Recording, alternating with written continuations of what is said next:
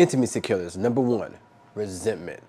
Now, there are 3 intimacy killers, which I spoke in a high-level overview in this video you can check out here. Now, in that video, we did a little bit of the background of the conscious, subconscious, a little bit more backup and leading into the physical and emotional intimacy, and then we got into the 3 killers, which is going to be here. You have the mind, the body, and the soul and spirit. And today we're going to be focused more on the mind, which is going to be the resentment portion of it. And we're going to go dive even deeper than what the overview showed in the previous video. But before I do that, let me tell you a little bit about my channel. My name is Joshua Ward, and I actually started this because of my daughter. And my background, I have a doctorate and my master's. I have taught at major universities, pathophysiology and pharmacology. I have bought real estate. I've opened multiple businesses.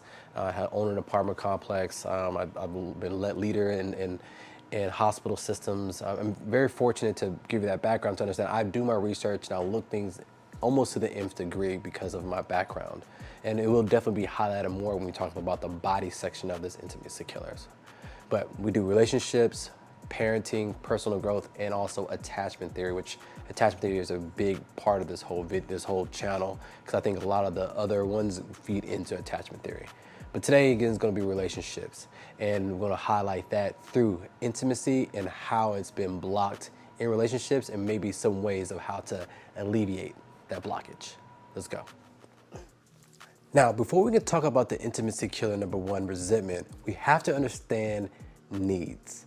And Tony Robbins says there's 6 basic human needs that everybody needs. Now, the order of that depends on a lot of different factors, which we're not going to go into detail in this video, but I did do, lucky for you, I did do another video that actually broke that down. You can check it out here. But there's 6 basic human needs that everybody needs, and you can see it listed here. You have love and connection. That could be love and connection with friends, family, some human or some type of being in general. You can get some of that also from like creature comforts like animals and pets and things like that. You have growth, constantly trying to find ways to grow your mind, grow yourself as an individual. Working out could be part of that. Certainty, that's things like safety, security. Now that could be depending on a lot of different people have different ways that make them feel certain in different areas. But then you have uncertainty, which is going to be more novelty, more excitement, something new. You have contribution, going out doing things for other people, and then significance, having some type of appreciation for what you do, all right? Accolades, awards, or easy thank you. Now, these needs have different understandings. Right? Let's say love and connection. Love and connection, let's say you need to get that need met. That's the number 1 need that you have to get met. And you don't have as many friends, or you don't have a loved one, and family are kind of distant. And so what happens is you sit down and you get your love and connection based on TV. You find a character that you relate with and you live vicariously through that character, and you kind of build relationships through living through that character. Now, that does give you some love and connection, but if you're trying to fill a bucket of that need of love and connection, it feels at a drip level. Compared to going out, hanging out with friends, will be like a water hose trying to fill that bucket. And so, but the problem is, if you don't get that bucket filled, you start to neglect the rest of the needs that you're trying to actually obtain. And what happens is you start to feel more down and more depressed, and and when you can meet people, it'll completely be gone, because now you can start focusing on other needs and get those buckets filled. But you can also be situations where you plan out needs. Like if you have a need, we'll hang out with friends next Friday or this Friday. Now your brain doesn't think about when you're getting that need met. You already have it planned. Now you can focus on other things too. So working out. Sometimes when you just have it planned, now you got that plan already out. So in vacation is a big one too. But if you want to go more detail, please check out that video. You can look at it in the description box below at the same time. But needs are important to understand how it fits into resentment. Now, subconscious and conscious. Now, we talked about a little bit about subconscious and conscious in the overview, but it's really important to reiterate it, because if needs are not getting met, then your subconscious is going to start to auto-activate and get needs met. Maybe not at the most fulfilling rate, but at the quickest rate. And so if you let your subconscious take over, it won't really fill those buckets in the best way and more consistent way, unless you're doing your conscious. Now, your conscious mind is everything that is done in your immediate time. Like right now, what you're thinking about, that's going to be your conscious mind. While your subconscious is more your beliefs, your habits, things that have just going on autopilot without you realizing it. Now, the fact that really helped change me, and this is real fact. You can look it up, Google it. Literature has it all over the place. That the conscious mind holds about 50 to 200 bits of information per second, which is a lot of information. Like what color shirt that person's wearing, and like how many times you stop at a stoplight. All that stuff is holding only 50 to 200 bits of information of the most important information you need in that immediate moment. They say your subconscious holds 20 million bits of information per second. And so when you think about that right there, just like we start to think, like, are we really making conscious decisions, or is our subconscious influencing our conscious? That's another conversation. But if our subconscious is so powerful, if we don't consciously get things done, are consciously are aware of certain situations that are going on, your subconscious is going to auto-activate. It's a huge thing because when it comes to needs and what would happen if needs are not getting met, they may try to push that person who is preventing the need from getting met to make sure they can find another way to get it met. All right. Let's say there's no intimacy in the relationship. The conscious mind shuts down and the subconscious will be like, this person is not giving me intimacy. You know what? Let me go find intimacy somewhere else. And then now it causes problems with the relationship. Again, we'll talk. So in this segment, we're going to try to do problems and the answer, right? And try to answer it as we go regarding to the intimacy killer number 1, which is going to be resentment. And the first one is not being able to meet your own needs, problem number 1. And so a lot of people have this issue because they depend on other people to fulfill certain needs. Maybe all needs, 1, 2, 3 needs, it doesn't matter. But the problem with that is you start to depend on that individual's state of being and state of mind and their location and a bunch of different things that are associated with it. And so if they fall apart, then what can happen is you're in a position where you're not getting your needs met and you're scrambling to find something fast. And when you scramble to find something fast, it's usually not the best thing. And so to answer that is you got to learn how to, the answer is going to be, how can you fulfill those needs yourself? They say, Ernest Hemingway said, it's not noble being superior to your fellow man. True nobility is being superior to your former self. So always trying to work on yourself, which I talked about before in the last section with the subconscious and conscious mind. Work on yourself also means, how can I be able to meet my needs efficiently on my own? But I'm not saying you need to do it on your own and be like a very dismissive, avoidant, and like, I don't need anybody. But learn how to meet them on your own. And when you find other people who are going to fill those cups, fill those needs at a more efficient, fast rate. But if they're not there, you'll be completely fine. And that's when you become like that more true interdependence with other people, when you have your own independence at hand. Number 2, changing environments is a problem. So let's say, example, like me and this lady get married and we're together, just me and her, no kids. And she's like, I love cleaning. I love to straighten up. Enjoy. It's peaceful for me. And I'm like, okay, cool. You do it. All right. And so she met that commitment. And now we get married. We have a kid. And then and that kid is twins.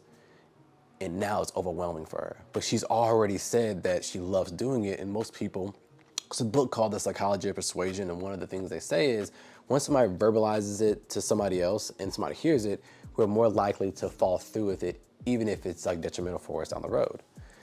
So the environments change, so should the requirements. Let's say I have a friend who plays basketball with me all the time, and then God forbid something happens and he gets crippled and he's in a wheelchair.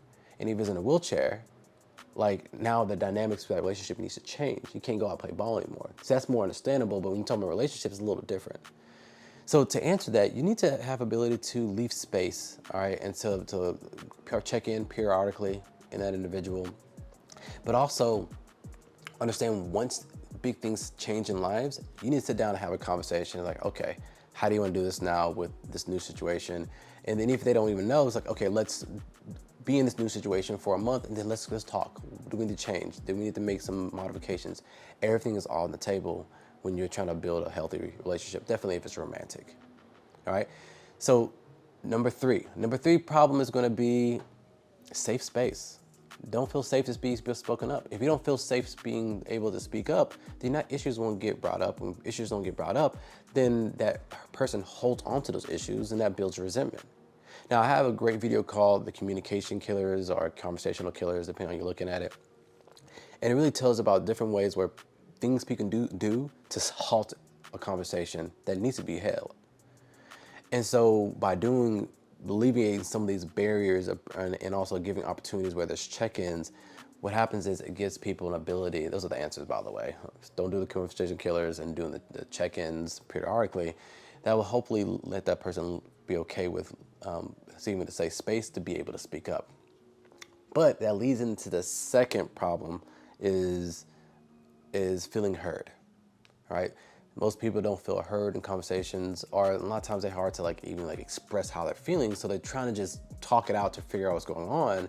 But if the other person does a conversational killer, communication killer, or doesn't actually receive that feeling, that could be a problem. I have a great video on how to communicate issues and problems in a relationship effectively. Please check that out if you want to know a little bit of how to receive it and also how to actually speak up about what's going on. So, I mean, again, this is not just one side, it's both sides of the situation that's responsible. And definitely when it comes to this, somebody has to be able to open up and speak about how they feel in a way that's safe, but also be able to receive it and acknowledge that they feel the way they feel, and then try to find solutions to prevent the way they feel. Again, if you care about an individual and they feel bad about something that you are doing, or let's say the same relationship, and I'm doing the problem, it's not my job to dismiss that feeling. It's my job to be, shoot, I don't like you feeling that way. What can I do to help you alleviate that without crossing my own boundaries? Which that video talks about that in detail, so you can check out that video too. So those are the four things, right? You have meeting your own needs, or not meeting your own needs, and then meeting your own needs. You have the changing environments, and you can help that out by actually by having check-ins, what's going on when things change, and also have a groundwork that things can change if environments change.